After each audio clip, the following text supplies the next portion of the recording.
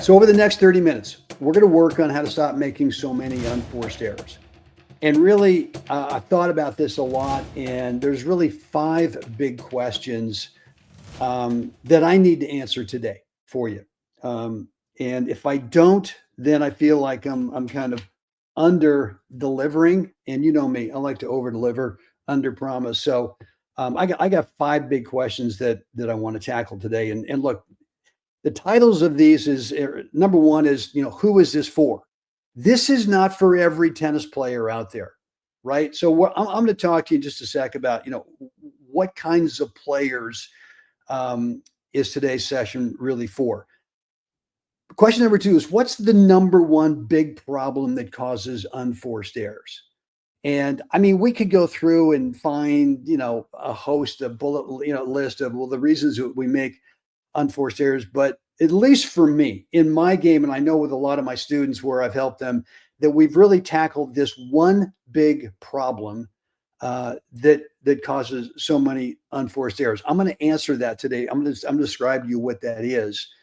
And then the next thing is, what's the most important thing I need to convince you of today, right? Once I tell you what this problem is, I'm not doing my job if I don't turn around and then really convince you that there's really one important thing that you got to change today. The next thing is, I've got what I'm calling a quick win drill, so that when we describe what the problem is, and then I give you what to do instead. Again, this is not an epiphany or light switch where boom, all of a sudden it just magically gets inside you and you never miss, a shot again. No, there is a drill, but it's a quick win.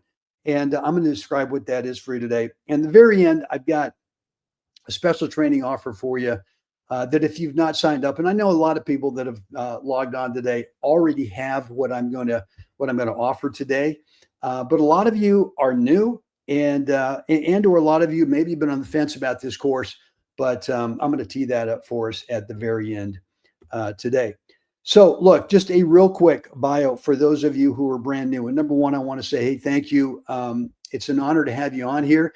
If this is your first time, and just a quick little bio on me. I mean, like you, I'm a really seriously competitive person, but especially in tennis. And so my career, which started my, playing career started actually way back in the juniors. I was a terrible junior, horrible. Played 1 year. I played mostly baseball, and that was my love. But I really didn't get cooking until I was, in the seniors, in the masters. And so over that time, really since the 35s, been able to win 21 USA national gold balls in both singles and doubles with Brian Cheney, who I just mentioned before we get started. Brian and I won the ITF World Doubles title for our age group in October 23, Mallorca, Spain. Real thrill. Obviously, to win a world doubles title. And then the end of that year, I had my best year ever, right? 2023. And a part of the reason that I had that year was what we're going to talk about. I just felt like I couldn't miss a ball that year. And so I'm gonna kind of lean into that. But this was the result, was 2023 year-end ITF World Rankings, number 3 in singles and number 1 in doubles in my age group. Been selected to 5 USA 4-player World Cup teams, which we played around the world. Been a lot of fun. I just love the team thing. 1999, founder of webtennis.com, one of the original online tennis instructional websites. We didn't have high speed. We just had dial-up. Boy, that was rough. But once we got high speed, that changed everything in terms of audio and video. 2012 creator of What's the Right Shot. If you've been with me at any amount of time, it's a unique teaching platform. And we don't talk a lot about stroke technique. It's mostly about 2 things. Number 1, shot choice. Where do you want the ball to go over there? Where do you want to land? And then to enhance that, where do you want to move to next on the court? And a 50, rough, give or take, a month or 2, 50-year coaching career. So I've been around, played a lot, competed a lot, been fortunate to win my fair share of all the work that I put in, and obviously helped a lot of players achieve their goals as well. So speaking of players, who is this for? If you're a tournament player, if you're a league player, or maybe if you're not playing tournament or leagues, but you're playing some serious practice matches, then like myself, winning is a lot more fun than not. I do go out there from time to time on certain days where I do what I call rhythm hitting. I don't really have much goal in mind. There's not a real tight, hardworking focus. Some days I just want to relax out there and just kind of move the ball around and just feel some movement, feel the great feeling of the ball against the racket. But for those players who are, I would say, casual, and really uninterested in putting in some quality practice repetitions, this is not really for you. And I want you to stay with me anyway. If this sort of describes who you are, I'm not disrespecting this category of players because, man, I mean, we have a lot of those players, and a lot of them just love the game, don't really care about improving too much, but just want to enjoy the day out there. So this is really not for you. However, stay with me on this because just might light that fire under your under the butt to get going and actually start putting in some reps. So what I can do, what I've always told players is that if you're willing to put in the reps, I mean, look, I can point you towards what actually works, and certainly what actually works for me. But in the end, you've got to do the work, whatever it takes, right? And most players that I talk to, most players that I coach, most of them are just kind of they're just working like dogs, and I love it. And that's really, really what it takes. I mean, especially for me in that 2023 year. I mean, I prepped like crazy for it, and it certainly paid off. So, what's the big problem? And the big problem that we're going to tackle today is way too many self-imposed unforced errors. And I'm not talking about errors where the guy just dings one up the line and you can barely get to it. It does go back. I mean, it doesn't go back, but you barely get a racket on it. That's actually more of a forced error. I'm talking more about how we self-impose unforced errors, and then we're going to figure out what to do about it. And the reason why we do this is because your shot choice is way too often based on keep away from your opponents, right? It's way too often trying to thread the needle to force keep away from a moving target, your opponent, and that becomes a misperceived best or only chance way to win. And look, I mean, I've done this a lot where I've always thought that, well, not always. I mean, I haven't for the last, I don't know, 7 or 10 years, but it was always in my mind. I didn't want that guy to touch the ball over there. I didn't want the doubles server's partner to touch the return of serve. So I was always thinking about, well, I've got to play a shot that is based on keep away, that is based on a moving target. And one of the big problems with that is the moving target.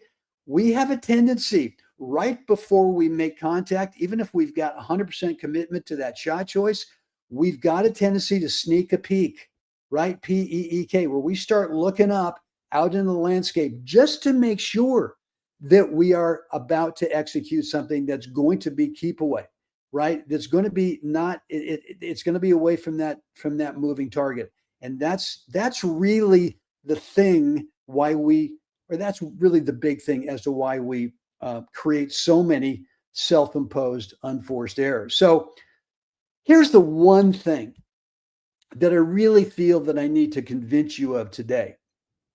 And that is the stats don't lie, right? The numbers just don't lie. And they really say whoever wins the unforced error category normally wins the match, right? Whoever wins that stat, meaning they're making fewer errors than their opponent. We've heard this forever, right? And yet we tend to go out there, especially in drills, and think, well, what can I do today? I'm going to go ahead and hit 250 cross-court forehands with my practice partner, and I'm going to try to get so good at it that when I get in the match, I'll be able to ding this cross-court forehand, and that opponent is never, ever going to be able to touch the ball. And so I want you to believe this thing because it's true. And I found this with that year I had in 2023 It actually started at the end of 2022 and the beginning of 2024, 14 months. Within a 14-month period, 10 national gold balls, that world doubles title, and a number one world ranking in doubles, three, and singles. I know that every one of the matches that I won, and I didn't lose a singles match that year in the U.S. I lost one doubles match early in the year in the U.S., but I know it was completely based on this thing of just not worrying about the guy was going to touch the ball over there, right? Not thinking that I had to play keep away. And once I had that mindset, everything changed. And I won. I know all those matches. I won the category of unforced errors, meaning that guy was participating a lot in me winning by them thinking that, you know what, got to keep it away from Brent. Cannot do that. And so the thing that I've got to convince you of today, that this is it. We're not going to be a pusher, a moonballer. We're going to be playing high quality shots. And here's the drill. Well, here's the second part of what's the one thing I need to convince you of today. I want to create in you this calm clarity of a stationary target. This is so different than this than the stress that we get into and the self-imposed unforced errors that we create because we're thinking that we've got to play keep away. We can't let them touch the ball, right? We've got a moving target over there that we're just really, really concerned about. But there is this calm clarity when all of a sudden you've got a stationary target, which I'm going to give you what that is. If you've been with me for any time, you've heard of it. Most players, when they hear of it, they just don't practice it enough. They give it a little bit of lip service, a little bit, a few balls here and there to practice it, but it's not one of those things that all of a sudden you just flip the light switch and, oh, okay, now I'm no longer hitting to a moving target. Now I've got that stationary target over there. It's not that simple. So when you do this, shot choice now becomes a spot, an imaginary window above the white line. Well, what's the white line? Well, the white line is the tape on the net, right? It's just like the backboard of the wall. Like, I know we've got Cal Wong on here, fellow member of the BTC. I mean, Cal, if we go out to court 2 or we go back to court 10, court 2's got that wooden backboard that's been there since before I was born in 48. And then the concrete wall back there on court 10, both of those have a painted white line on them, which means that all we ever think about when we're playing against the backboard is what? We're just thinking about hitting the ball above the white line. And we never really think about, well, how long is this going? What's the length? Because we can't see. And yet in matches, what we do is now, because we have a person over there, we have an opponent, and because we're trying to play keep away, now all of a sudden we don't think about a stationary target. What I want you to do is to start thinking that all you're doing with the white tape, the top of the net, is you're hitting your shots to a stationary imaginary window, a stationary imaginary spot above that top, above the top of the net. And rarely, if ever, if that's your target, the ball's not going deep. It just doesn't. I don't know why, but I remember once watching Jaime Field. I was a pro at Key Biscayne, the Royal Biscayne Hotel in Key Biscayne, Florida, in the mid-'70s. And one day I'm out watching Jaime Field, who was in the tour at the time. He was hitting balls with Cliff Drysdale. And I was outside of the fence, but I was looking right down the baseline where all I'm not looking to my right where the balls are going, but I'm just looking at Jaime Field. And every stinking forehand and backhand he hits, it looked to me like he had no awareness or concern that there was a baseline over there, because everything went straight forward. I mean, the body weight, the swing path, eventually the swing path, it finished sort of behind him, but through contact, there was not any kind of worry about, I got to come off the ball because it might go deep. And what I've discovered over the years, and I did get this from Dennis Ralston. I got this. I got to give him props. He was the one that told me about, hey, your target's not a spot over there that you can't see, or that if you can see it, you're looking through the net. Wait a minute, the net's an obstacle. You're looking through the obstacle at your target. No, it's a much closer target than that. It's a spot above the net. And once I bought into that, whether I was serving, whether I was hitting ground strokes, whether I was playing approach shots, overheads, volleys, once all I thought about, all I got to do is play this shot right now to a spot above the top of the net. It's not going out. I can't. Yeah, once in a while it does go out, but you can adjust. You can adjust with your height with that. And so next time you're on the backboard, next time you're on the wall, think about what we're talking about today in terms of all you're concerned about. I just want to hit the ball above the white line. And once you get out in the court and you start working this, what you're going to feel is that you don't need to rush your shots. Because when you're thinking about keep away, we tend to get too far out in front with contact, right? We tend to slightly miss-hit.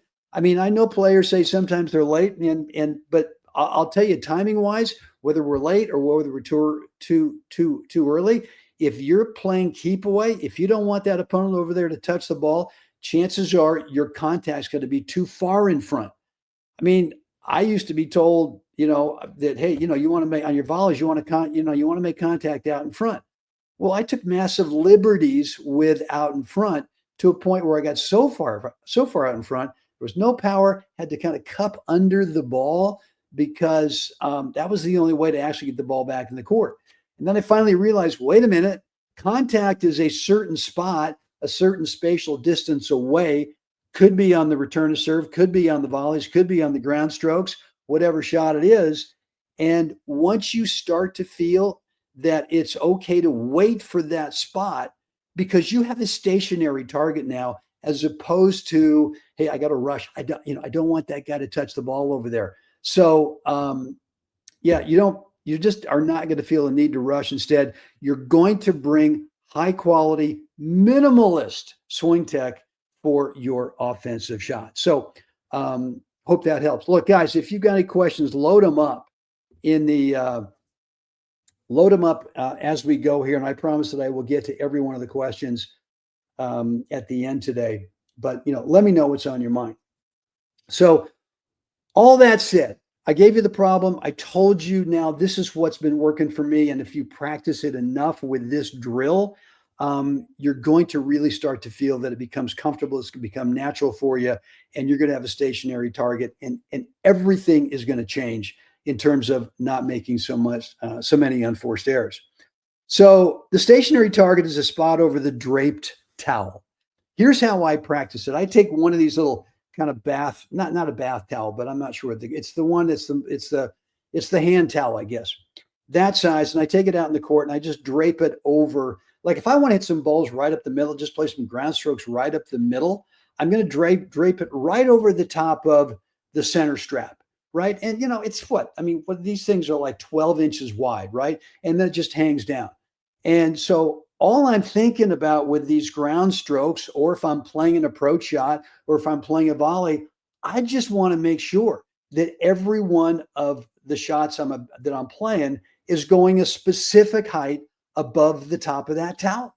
Right. I'm not thinking about depth. I'm not thinking about spin. I'm not thinking about anything other than what's the spot above the towel? What's the spot above that imaginary window that's above the towel? And then if I want to play some cross-court shots, okay, if I'm on the deuce side playing some cross-court forehands, I'm going to move the towel slightly to the left of the center strap, right? So, but not much, just a little bit. And all I'm going to work on is, can I groove? Can I myelinate that when that incoming ball, that thought, which is, what's the spot above that towel? Look, when I'm looking at the ball, when you're looking at the ball in this drill, you're in your mind's eye, you've got this spot. You've got this spot above the towel. Obviously, you're not looking at it, right? So you got to make sure that, I get into this peeking thing. You got to be really careful that you don't sneak a peek before contact. You're going to want to in this drill, but I'm telling you, if you will not peek and all that you're thinking in your mind's eye, what's that spot above the draped towel, and you exaggerate what I call the look of Fed. I've had other guys, Don from Florida tells me it's the Fed head. I love that as well. We've seen Roger. I've seen other pros do this. We see Carlos do it now as well. At contact, the racket leaves, and their eyes are not pulling to see what they've done. They can feel what they've done. Part of this drill, and it doesn't matter what you're hitting, whether it's a serve, whether you're hitting ground strokes, maybe you're standing on the tee and you're playing volleys. Maybe you're hitting some overheads, right? And you got two towels out there. And all you're trying to do is you're looking up in your mind's eye, you're thinking, well, what's that towel to my right? What's that towel on my left? Where is it? And all you're thinking about, I want to go over the top of that towel. I guarantee the lower force, whatever it is, if you will think this way about your target, you will stop making unforced errors. I mean, look, we're always going to make one or two or whatever, but you want to win that unforced error category stat in your matches. And when you switch from a moving target, right, overhead, you're looking up there and you're thinking, God, I wonder where that guy is. Is he moving over to my target? And you sneak a peek, yeah, bottom of the net, right? So you got to trust your shot choice, and your shot choice's target is a spot above the top of the net. So then in matches, once you've done this, let's take the serve, for example. I used to think, all right, I'm going to one of three places, right? I'm going tee, I'm going body, I'm going out wide. And for me, those were always sort of, as I'm looking through the net at those spots, a little funky in terms of I'm looking through the obstacle I want to avoid, as opposed to looking at a spot above the obstacle I want to avoid. And what I do now is I'll look at the white line, the tape, and if I want to go body, I will find a little smudge or some dark spot, or maybe there's a crease in the tape. And I'll go, okay, I'm going above that. I'm going 12 inches, whatever it is, 18 inches, whatever it is. I'm going above that spot. And I just feel like now, God, my first serve percentage has gone way up, right? I'm not losing power. I can't explain it other than what Dennis Rawlston gave me years ago. Completely changed my game. Look, return to serve. Usually in matches, I'm thinking about, I just want to go big up the middle. I want to go right at them. One of the reasons I want to go right at them, especially in my age group now, at this age group, players tend to move a lot better over to the corners for the ball than getting out of the way.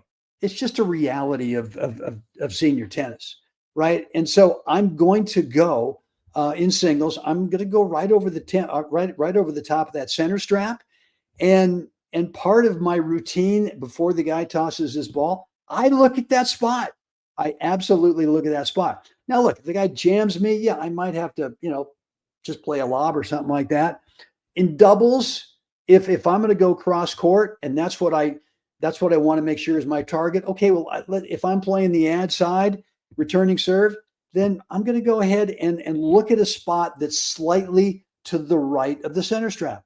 And I'm going to imagine a little window, a little target above that spot. And I know if I hit it, even if the guy poaches, it's going to be a tough volley.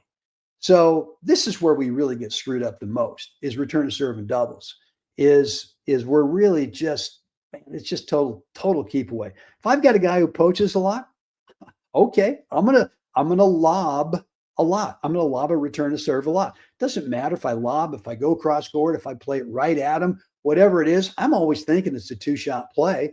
I don't care what it is. I don't, a lot of guys got them, and lob's kind of, wimpy.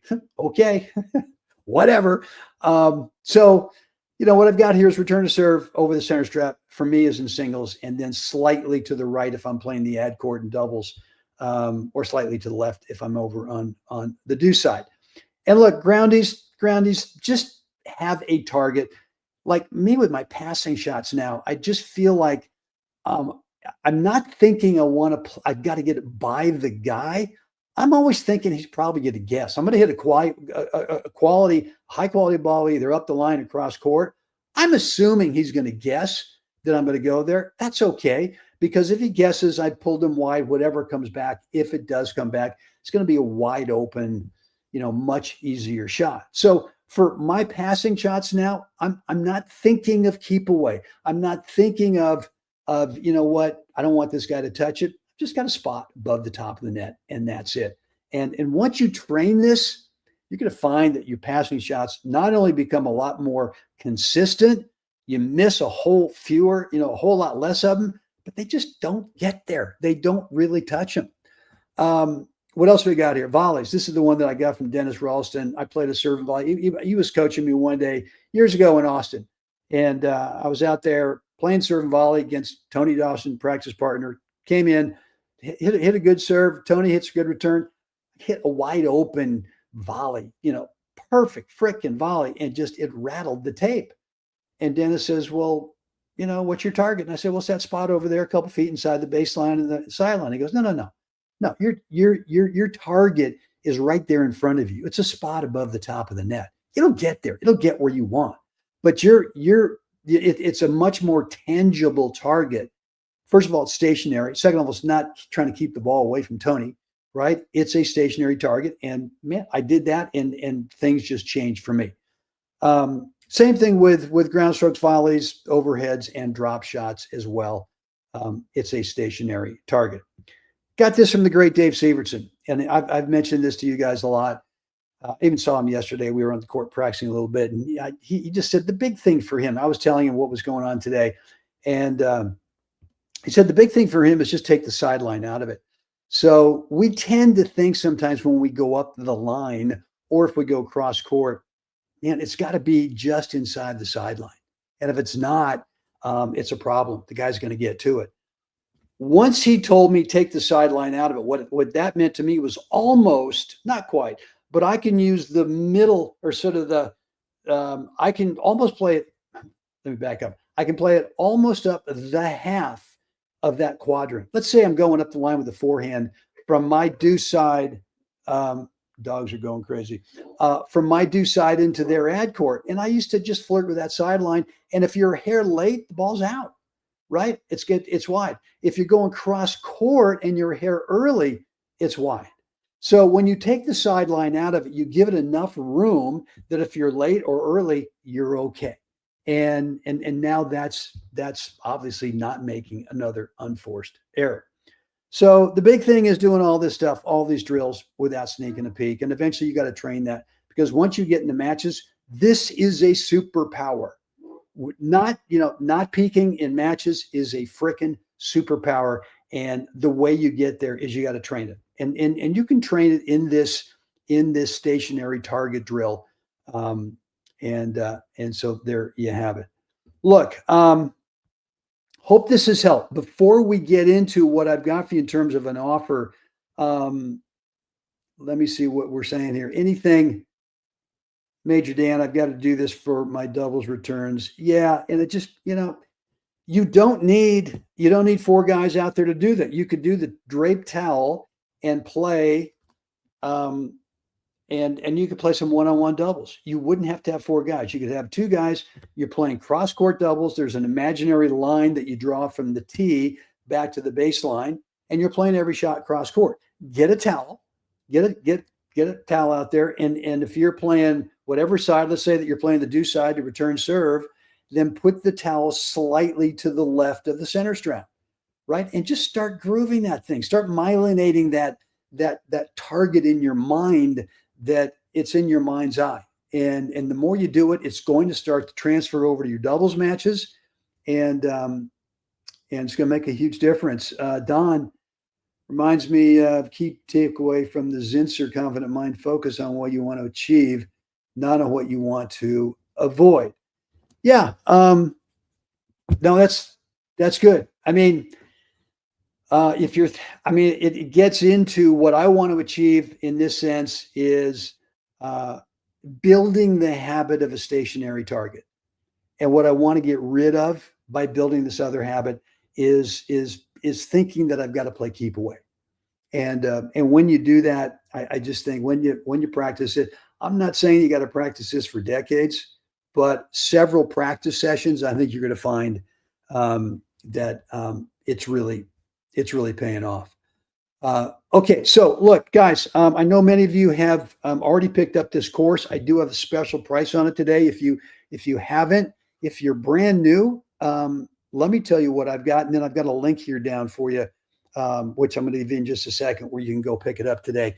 But what I put together is a training course. It's called my 5 Mental Toughness Skills. It's a playbook, and I put this together a few years ago, and then just trained it like crazy. And it was the missing piece from my game. I'd always been an A- player, never one of the top guys. Yeah, time to time, if one of the top guys didn't show up, okay, I might win a gold ball in that event. But eventually got to putting these 5 mindset skills together into a package, and I just worked them.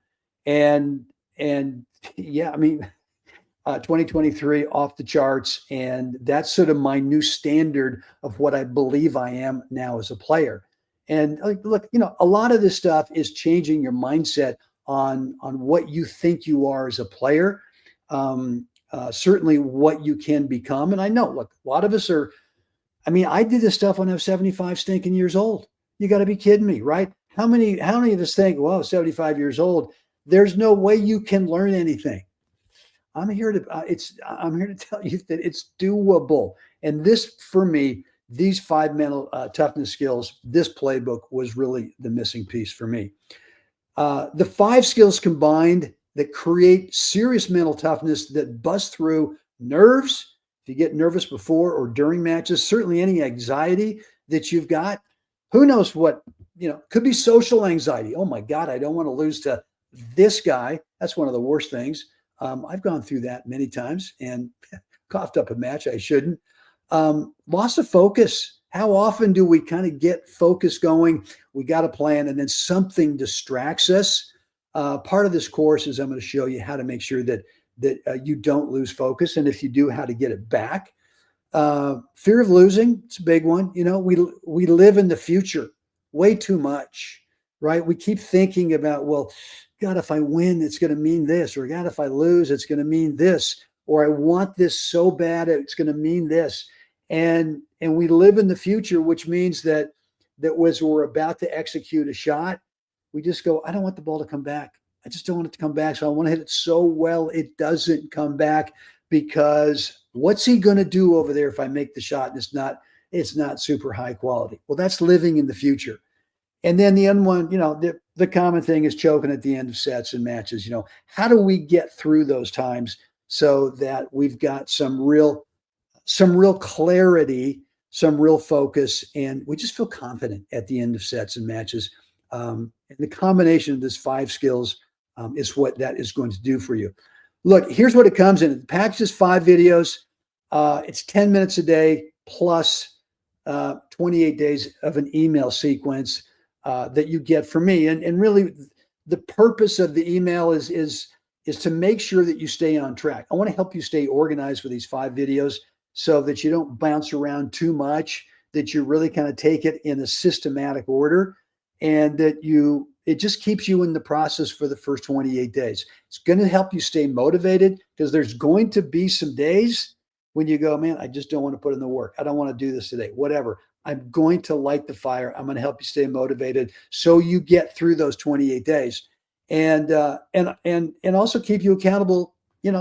If you want to send me an email back every day, hey, I got it, I've done it, that's cool. But it keeps you accountable to yourself as well, so that I know for me, the first, I'd say 10 days I got into this thing, I just kind of went, I don't know.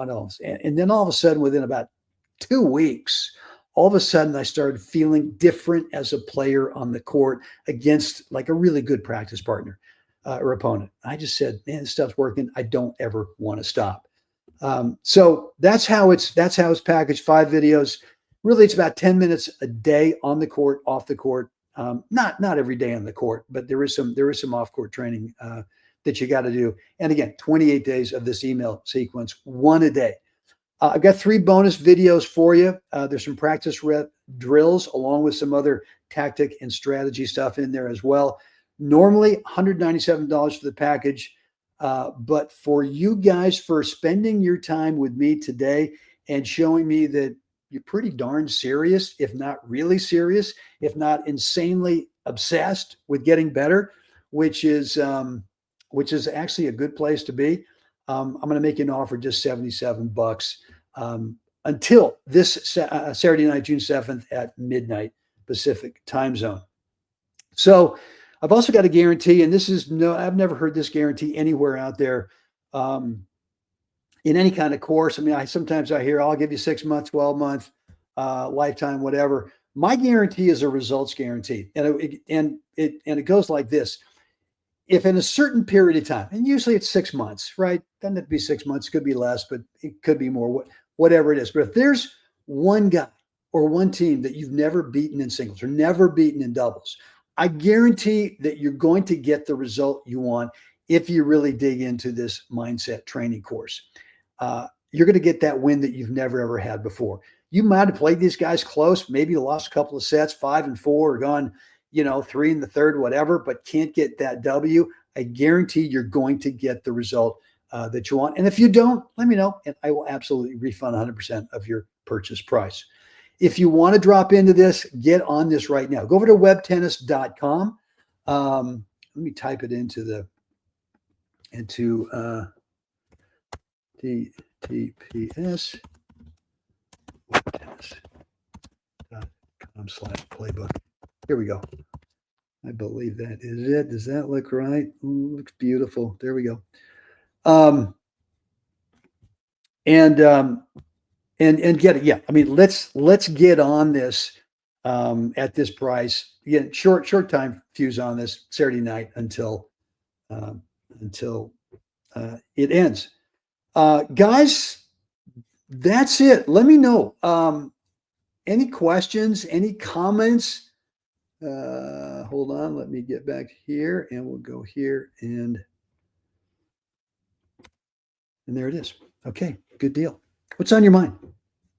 Let me know. Go back here. Irv, good. Major Dan. Tom is asking for the stationary target. What do you think of a bungle cord foam tubes that make a window on court, off court, and others sell them in light? Yeah, I mean, you can get fancy with this thing. I just don't feel a need to get that fancy. But certainly, I mean, one thing you could do on a backboard of the wall, you could put some chalk up there. You could put, a nice big chalk circle, let's say 12 inches above the white line somewhere. And just without peeking, right? Without peeking as you make contact, is just in your mind's eye, where's that circle, right? But the towel works for me, and it's just easy, put in the bag. But if you want to do something like this where you've got some kind of a foam window up there, absolutely. Joe B, solid practical advice and insight. Thanks for the info you provide. Taking the sideline out of it has been most helpful to me. Love that. Now on the stationary target above that darn white line. Yeah. Good, Joe. Glad that resonates with you. Tom, this course you've had for 2 years and reviewed it 3 times. It's great. The 28-day nudge is good. The daily read is great. That Dr. Zinser, misspelled. That's okay. West Point book is amazing. Yeah. I've got a strong recommendation in the course for a book that you got to pick up because it's made a huge difference. Huge difference for me. And so, it's one of these, mental performance coaching books. Most of those for me are from it's like white lab coat type guys, fancy words, fancy phrases. And this is not the case with this book. It's very clear, very actionable in terms of, being able to actually get some results. So, Joe, thanks again. Gordon, great to see you. Thanks for hanging out today. Major Dan, you're welcome. Rich, nice ideas for drilling. Good. All right, guys. I will hang around for another minute in case you've got any other questions that are on your mind that I can help you with. We had a good crew today. Love this. And I hope you like this teaching format live. The reason I like it live is because I can get some feedback and I get little interaction going with any kind of questions or remarks that you might have. I can do it at YouTube, but I think we get a wider audience if we do it through StreamYard rather than just YouTube. So, um, Kevin, I'm hitting an hour, so got to go. Right on, man. Well, I know that you know this stuff, Kevin. Take that little towel out there to drape it over the net, and make sure that you spend. I mean, if you've got a practice partner that you play matches with, why not? In the beginning, for get your standard warm up, in there. What's your standard warm up? I mean, it could be uh, 10 minutes, right? I mean, when I go out and practice, I like to get good and lathered up, right? But then take the next, take 5 minutes and and drape a towel right on the over the center strap, and you guys hit for another 5 minutes. Just getting set in your mind, regrooving, remyelinating that habit of, in your mind's eye, as you're about to make contact with a serve, with a ground stroke, volley, whatever it is, overhead, that you've got that towel kind of in your mind, and that you're going 12 inches, 24 inches, whatever type of shot it is, over the top of that towel. And I promise you, it's not going out. And if it does go out, then just lower the height of hair, or maybe swing through it a little bit more. But it's going to work. And so, Randy, great format. Look forward to putting it to use. Attaboy. Good. Um, yeah, so that's what I would do with a warm up. I get lazy sometimes, forget to bring the towel out there with me, but I've done it enough to where it's just part of me now. Um, and it's just habits. It's just building a habit over and over and over again. And that's all good tennis players do. They've just drilled habits. I mean, one of the great things I got from Tom Stowe, and I got a lot of great things from Tom Stowe way back in the day. So, but two things. Number one was balance, to make sure that you're moving around the court on balance, and that you're not lunging into balls. You're not falling into balls. That it's one thing to be quick, but you can be quick and be off balance. And when you arrive to the point of contact, um, if you're off balance, if your upper body weight's too far in front, your whole effort there is not to fall over. And so when you do that, is your brain looks for a stationary object to reorient you in space so that you don't fall. And a moving tennis ball is not a stationary object, right? So Tom Stowe, for the first 20 minutes, we had 3-hour sessions with him. And but the first 20 minutes, he would move us around the court, just rehearsing forehands, rehearsing backhands, rehearsing forehand approaches, backhand approaches. And you had to look like a ballroom dancer, meaning that your head couldn't be bobbing up and down, meaning you couldn't be too far forward balance wise.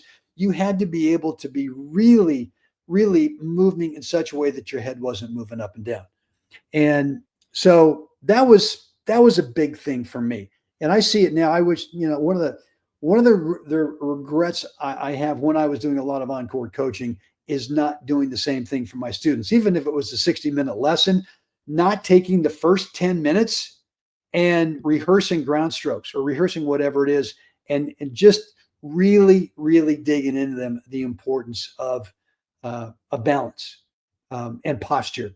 And when you do that, when you've got great balance and great posture, you visually track the moving ball so much better, which means that when you arrive to the right spacing that you want for being away from the path of that incoming ball, you're way more consistent. You are way more consistent with the right contact point, not too late, not too early, not crowding the ball, not too far out in front. So anything you can do at home with balance for posture, just rehearse a forehand, rehearse a backhand where you feel like you need 3 steps to move to your right. Okay. But are you doing it as if you've got, a glass of water on top of your head?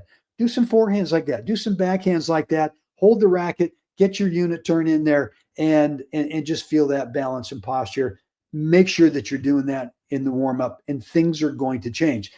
Thing two that Mr. Stowe gave me that has made a huge difference. And again, wish I'd spent more time with my on-court coaching students way back in the day, of paring away unneeded stroke technique.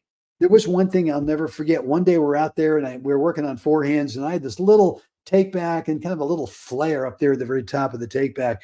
He says, man, you got to get rid of that. That inhibits you, because now it makes the timing of when you're going to deliver the racket really tough to be consistent with it. Let's get rid of that flare. Let's simplify it. Let's pare that out of it. And what I've done over the course of the years is gotten what I hope looks like strokes that are really dead simple, are really clean, are for me, are just repeatable, super repeatable, and super sustainable in matches.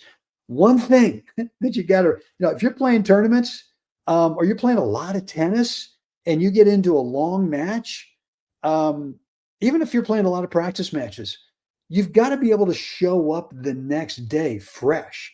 And if you've got a lot of complicated swing tech, I mean, it blows my mind all of the emphasis lately, last 20 years on topspin.